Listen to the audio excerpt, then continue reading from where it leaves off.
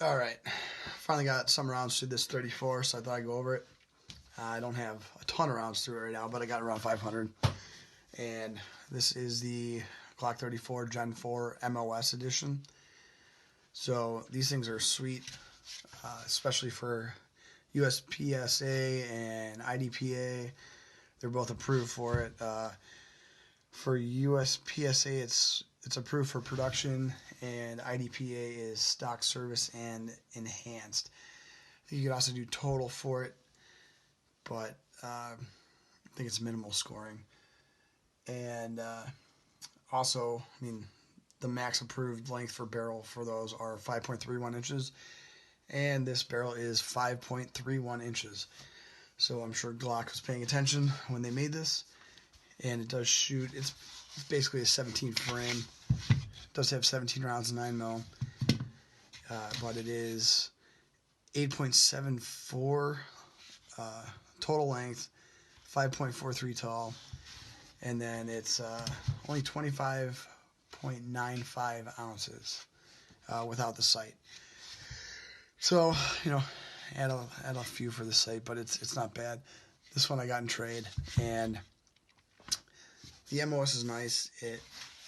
It did come with a adjustable rear sight, and I'm starting to like the Venom. It's the 6 MOA. And of course the camera's not going to pick it up well, but it's a lot crisper than that and smaller. Yeah, I do like the wide field of view on it, and there's not a lot of, there's not a thick frame like the RMRs. It's pretty open. The glass is real nice, and also you can see that it does have kind of a rear sight extension on it. I'm going to put probably a higher front sight on it, but it's not really going to be a defensive pistol, so I could use it just the way it is. From the factory, it also does come with an extended slide release, and it does come with a factory minus connector, so it does have a little bit better of a trigger than a stock Glock, but it's still going to be a Glock trigger. Good positive reset, everything, and also it does come with the lightning cut on the top just to keep the weight down. These are for all 34s. So far it has been very accurate with the iron sights and with the vortex on it. The only issue is obviously the MOS, that the issues that I covered in my last video for this. But so far it has not loosened up. It's been around 400 or 500, I think, but it's staying tight so far. It also is, since it's the Gen 4, it does come with the back straps, which is nice. I don't have the biggest hands in the world, so I just keep it stock. And also with the 3 magazines, because it's Gen 4, and then their stupid little magazine reloader. I've used this once. It was not the greatest luck. It's not very good, but it is there. And of course, you're going to get the cleaning rod and the brush. And so far on this thing, no issues. The Vortex sight was really easy to sight in. Just a cool gun that I've kind of been wanting and playing around with, trying to find. The MOS is, I think they're $600 or $700. They're closer to $700 new. And let's see what else we got. And it also does come with the different adapter plates.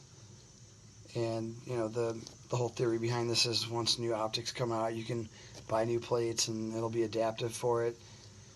The one that I have on it right now is for the Venom. It also fits the RMR, but all these have different sights,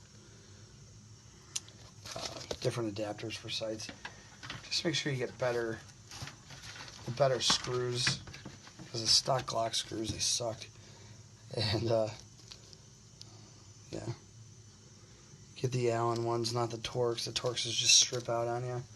And they got way too much Loctite on them. So if you're actually going to use them, get that Loctite off them and put your own on. Because they really paste them on. And that's how I got mine to strip out before even trying to take the cover off. And also, I mean, it does have basically the same length as the 1911. It's kind of what they were going for with the length, but internally it is all Glock. The guy I got it from had a ton of grease in here. I cleaned some of it off. I haven't, I still got some on. I really got to get in here and detail clean it, but I'm just going to do that when I polish it. Is the captured spring, and yeah, I still have to really get in and polish the feed ramp, polish the locking block, and the nose of the striker, and the striker or the firing pin safety. I polish that up, and then I polish the whole trigger bar and where the connector is, and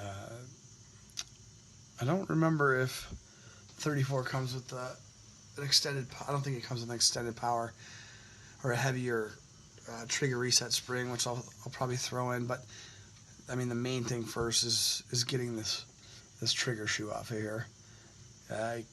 Over the years, I mean, I just can't stand them. And this one does have the smooth trigger bar, whereas most of the other ones are going to have the stepped trigger bars. But I don't know. I still am shooting a little bit left. If I'm shooting iron sights, I'm at the point where I just, if I want to shoot a Glock more accurately, I'm just going to pat it a little more with my finger. I'm used to shooting right in the middle, but with the Glocks, if I'm shooting left, I just move over a little bit and it brings it back on target. And I really don't like doing that. It's kind of unnatural. I'd rather be able to have a gun that I can pick up and shoot accurately no matter what. But the Glocks, as soon as I put a flat trigger shoe on it, it just goes away. So, not a huge deal. I know that if I'm buying a Glock, it's going to have to get a shoe for, whatever, $50. And after you're done polishing everything off, it's a pretty good trigger. Not a lot of companies that I've used before, they just, I don't know, something about them. Like, I always sell off Glocks, and then they always end up coming back to me. Just something about them. I don't know if it's the availability of aftermarket parts, or just I've never really had issues with any of them. My Glock 21, I have over 5,000 rounds with it, and I've never cleaned it, never lubed it. And the only reason is a Gen 2. I've had it forever, and the only thing that stopped that gun was the magazine broke right here. This piece literally just broke off like that, jammed it up. So other than that, it just kept running. It was crazy. But and other companies are really not making the extended ones. I know the Springfield's got the Mod 2 with the extended barrel and slide, but I've had H&Ks. Springfields I sold all off because they're bullshit with their cutout for the manufacturer bill that was going through Illinois last year. Seems like they're actually trying to back up the FFL bill this time around, but still, I'll just never own another Springfield. Except for my Garands, but they're not the fake Springfield that's here in Illinois. I don't really like the Springfield or the Smith & Wesson. I don't like the grips or the weird palm swells on them. And the Mod 2, it's getting better, but it's just not for me. I love CZ. CZ is amazing.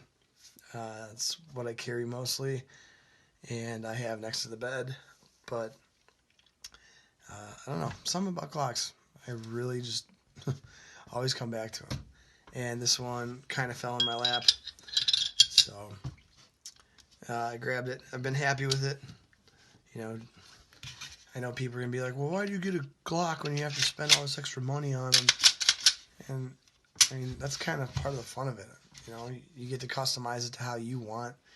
You know, there's parts just flowing out of aftermarket. You don't need to sit there and search for hours and hours and hours. And most of the other companies, that they have maybe a trigger that takes 4 hours to put in, like the H&Ks. I loved my VP9 SK, but I don't know, it was just as like the subcompact VP9 is just as big as a Glock 19 with less round count. So like it is a 10 round. So why the hell wouldn't I just carry a 19 with 15 rounds? I sold that off. I don't even remember what I got for it. Oh, actually, I think I got this for it. I think that was the trade. Yeah, it was like, this thing was basically brand new, and the VP9 SK was the LE version, the one in one of my other videos, but a guy had this and something else, but whatever, I'm rambling. And also, actually, you'll notice that the 34 does have the beveled front, and most of the other Gen 4 Glocks, besides the 26 and 27s, don't have this. And they're starting to make it new. I mean, all of them for Gen 5s. But other than that, it is a cool gun for competition. And I've basically got everything together that I would want for my 3-gun. I still got to do some work on this. I don't know what magazine well flare I'm going to do, and then I'm waiting for the large milled magazine release from Zev. Makes them only for Gen 1 to 3 right now, so I'm waiting for the Gen 4 to come out, because that's the one I really want. And every other mag releases for the 4s right now, they're just, I don't know, I just don't like them. So a couple more parts, and then I'll get this thing together and going, and I'll do an update. Thanks.